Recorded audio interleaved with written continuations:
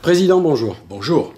Le 25 novembre prochain, l'Association des maires du Var propose un nouvel événement qui sera le salon des maires et des élus et des décideurs publics dans le département du Var. Pouvez-vous nous présenter ce nouvel événementiel ? Concept nouveau, suite au Congrès des maires de France qui se tiendra en 2017 et non fin novembre 2016 comme ça se fait traditionnellement. Nous avons décidé, au sein du bureau du conseil d'administration, en accord avec la société Média et Concept Événements qui lance cette opération, de prévoir ce premier salon des maires du Var où nous invitons les maires, les élus, les fonctionnaires territoriaux pour parler de ce qui nous préoccupe quotidiennement. C'est l'occasion de rompre un isolement pour les plus petites structures. Tout à fait. Je crois que c'est dans cet esprit que nous l'avons voulu. Et je crois que le succès est assuré puisque déjà plus de 55 exposants ont répondu présents sur ce salon qui se tiendra à Brignoles. Pourquoi Brignoles ? Ville-centre, facile d'accès, où ça se tient au palais de la Foire, où il n'y a pas de problème de parking, où tout s'est bien passé grâce à la collaboration de Madame Josette Ponce, députée maire de Brignoles, et de Monsieur Lionel Reynaud, président de la Foire. On avait tous les atouts pour choisir ce lieu stratégique. Dans les tables rondes que vous organisez, il y a un sujet en particulier qui est celui de l'avenir de la commune. Aujourd'hui, elle est, selon vous, en danger ? Alors, la commune, si vous voulez, n'est pas, à mon sens, en danger, mais ce que craignent les élus, et les maires ruraux en particulier, c'est que petit à petit, on leur enlève de plus en plus de missions, et que, pour eux, il n'est plus qu'à inaugurer certaines réalisations qui auront été portées par des communautés de communes ou des communautés d'agglomération, et bien sûr, soit présent pour les défilés patriotiques ou les enterrements. Et ça, je crois qu'ils ne le supportent plus parce qu'ils sont attachés à leur commune, ils sont attachés à leurs habitants et ils sont attachés à ce qu'ils font.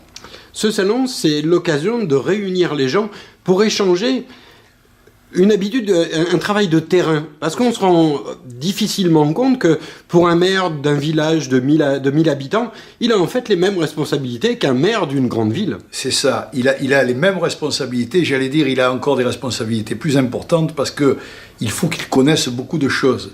Et vous le savez, si malheureusement il ne connaît pas les choses, il peut être demain pris au travers de la justice parce qu'il n'aura pas réalisé ce qui devait être réalisé. Et ça, c'est dommageable, c'est regrettable d'ailleurs, et ça décourage aussi les maires, je le répète, et il n'a pas les structures suffisantes par rapport à ce qu'on lui demande aujourd'hui. Il faut savoir que moi, je suis maire depuis 27 ans maintenant, j'ai vu le temps passer, j'ai vu comment on gérait la commune dans les années 90, et comme il faut la gérer aujourd'hui dans les années 2016, 2017 et bientôt 2020, puisque ça sera la fin du mandat, c'est plus possible. Il faut pratiquement être à la mairie d'une manière continue. Alors qu'avant, on traitait ça quelques heures par jour ou par semaine. Maintenant, ça mérite une attention de tous les instants. Et ça, c'est quand même fondamental. Alors, je crois que le sujet de l'avenir de la commune est plus que préoccupant. Mais moi, je dis aux maires, en tout cas, rassurez-vous, nous aurons encore des communes dans notre beau pays, la France, parce que on est soi-disant critiqué parce qu'il y a trop de communes.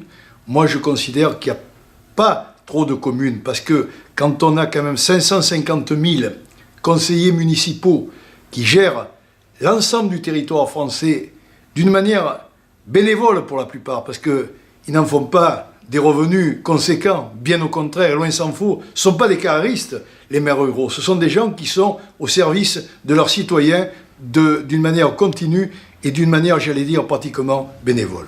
Alors, une dernière question, si vous le permettez. Cet événementiel va coûter combien aux contribuables ? Alors, il ne coûtera rien aux contribuables, parce que ce sont les deux sociétés, AP Média et RFPF Événements, qui, avec les exposants financent la totalité du salon. Donc ça ne coûtera rien aux contribuables varois de l'opération du premier salon des maires du Var. Bien, écoutez, Président, je vous remercie. Je vous dis à très bientôt. Merci et au plaisir et à très bientôt, en tout cas au 25 novembre.